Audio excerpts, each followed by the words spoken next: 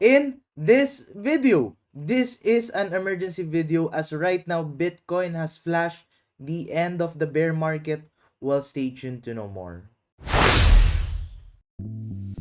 Do you want to learn the strategy that I use for my day-to-day trading? Then make sure to check out our Gaps Crypto 101 playlist. You can start learning how to trade in the cryptocurrency market all for free, and the link is available in the description down below. And if you want to start opening an account with any crypto trading platform, make sure to trade this guys with Femex and Bybit, as they have one of the lowest fees possible in the cryptocurrency market. And if you use our affiliate links, you can get up to 20,000 US dollars of bonuses when you are going to deposit with those trading platforms, and the links are available in the description down below.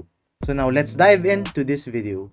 So hi guys, and welcome back to another Gabs cryptocurrency video where we trade by data and not by hype. If you haven't subscribed to my channel, click the subscribe button down below and hit the notification bell so you won't miss out videos like this. So yeah, let's now dive into this video.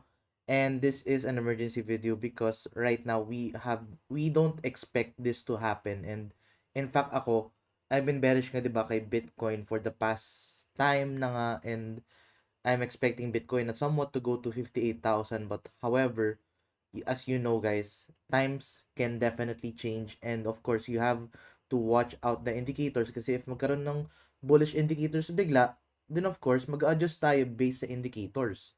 So right now, even if we are bearish, we have to shift now to bullish because of this latest thing na nangyayari na ngayon, which is nagkaroon na tayo somewhat ng bullish indicator dito kay Bitcoin.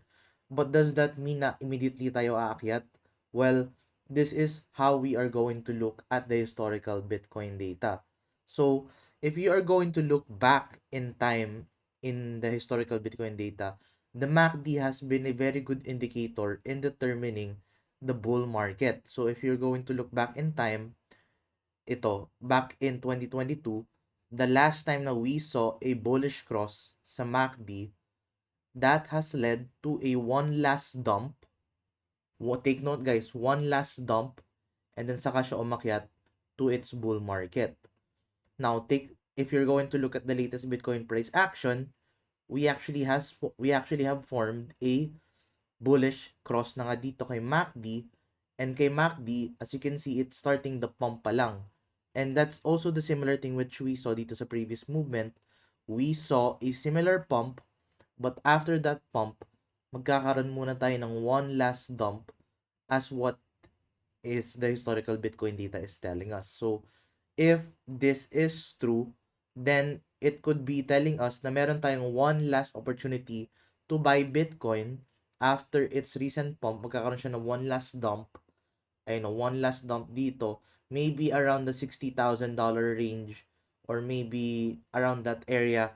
But right now, the general thought right now is it's now a buying opportunity na nga kay Bitcoin. So in this case, I am now closing my long-term short position and I am shifting to a long-term long position.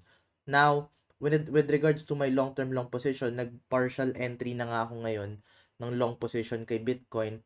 I I actually did I actually did buy Bitcoin muna, and then after buying Bitcoin, nilipat ko siya dun sa long position.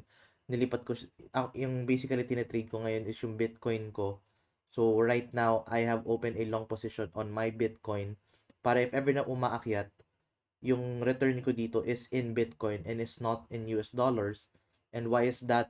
Para habang umaakyat, yung Bitcoin ko is lumalaki, at the same time tumataas yung value ng Bitcoin ko. So that is what I am currently going to do. And if ever na bumagsak pa si Bitcoin, let's say, di ba ngayon nasa 78,000 US dollars si Bitcoin, let's say bumagsak siya down to 66. I don't mind. I am going to buy more Bitcoin. If bumagsak siya to 60K, I don't mind. I am going to buy more Bitcoin. I am going to invest more. And I am going to open more long position kay Bitcoin. And that is my latest strategy na nga ngayon. And ayun nga, ginagawa ko tong video ngayon na gantong umaga. And wala pa akong ligo, as you can see. Right now, this is actually a very exciting time to be a part of the cryptocurrency space. Kasi of course, you don't usually get to see the end of the bull market. You usually get to see it And you usually get to see it every 4 years at if matsyempohan mo at nandito ka pa sa crypto space, then sobrang swerte mo. But right now, sobrang swerte mo ngayon kasi of course, you have seen the end of the bear market and ang pinaka-inaabangan na lang natin talaga is yung one last dump na nga lang dito. And let's see kung paano siya mag-play out. Kasi baka mamaya consolidate lang siya dito. Hindi siya magda-dump at mag-move sideways lang siya. Tapos saka siya biglang aakit sa taas. Let's see, ganyan lang, consolidate, and then biglang magkakaroon siya ng breakout to the upside. So yeah, pretty much a lot of things to monitor na ngayon. And the other thing na maganda din in monitor is the 50-week SMA. 50-week SMA has been determining the start and end of a bull market. So in this case, the 50-week SMA is right now playing around the 96,000 US dollars. At some point, if mag-consolidate tayo dito further, what can happen dito is the 50 SMA can catch up. At if umabot na si Bitcoin dito dyan, at nagkaroon ng breakout dyan, then of course, that is the start of a bull market. So right now, this is the best time. Siguro good time to buy. The best time siguro should be after nitong crash nito or after one last dump or after that consolidation. Doon siguro yung best time to buy. But right now, the main strategy that you should be doing right now is DCA strategy. And take note guys, I am going to do this long-term long position kay Bybit.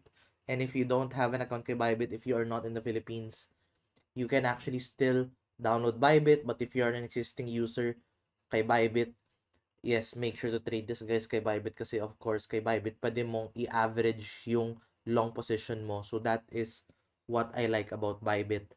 And right now, ayun, I am pretty much excited na nga dito. But ayun guys, I hope you find this video useful and informative. Please give this video a like if you find this informative. And I hope you subscribe for more and click the notification bell so you won't miss out my next videos. But anyway, yun lang muna update natin for the time being. If you find this video useful and informative, yun. I'll see you guys in the next video and bye-bye for now.